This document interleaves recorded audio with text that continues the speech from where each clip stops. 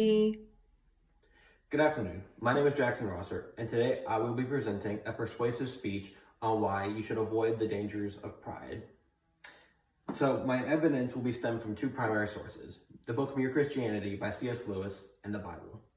In C.S. Lewis's book, the evidence comes from chapter 8, titled The Great Sin. Quote, "It was through pride that the devil became the devil. Pride leads to every other kind of vice. It is the complete anti-God state of mind." End quote. What does C.S. Lewis mean by this? It means that pride leads to every other kind of sin. It leads to jealousy, lust, hatred. But why is that?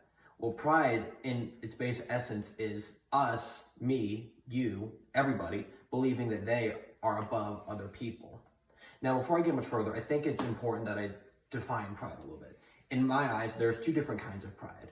There's pride that one can have in oneself, and then there's pride that they see themselves as greater than another. Everybody should have pride in themselves, otherwise they have no self-esteem and no self-worth. I have pride in myself because I honor God with my actions.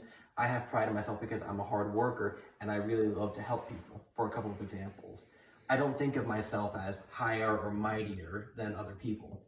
But if I allow my pride to swell, if I allow myself to say, I serve God better than you, or I have more money than you, then that makes me prideful, but in the wrong sense. I allow my pride to drive my actions. I allow myself to become wholly consumed by my pride and see myself as better than everybody else. I have a couple of verses here from the Bible that will help reinforce why sin is dangerous. Proverbs 11:2 says, "When pride comes, then comes disgrace, but with humbleness comes wisdom." End quote. Proverbs 16:18 says, quote, "Pride goes before destruction, and a haughty spirit before a fall." End quote. And Proverbs 8:13 says, "The fear of the Lord is hatred of evil.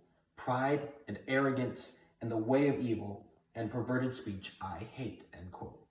So in these few verses previously recited, God despises pride, but he despises it in the sense of when you look down on somebody else. He wants you to have self-esteem. He wants you to have self-worth. He wants you to take pride in yourself and your work and your actions, but not to the extent where you look down on somebody else just because you think you're better than them.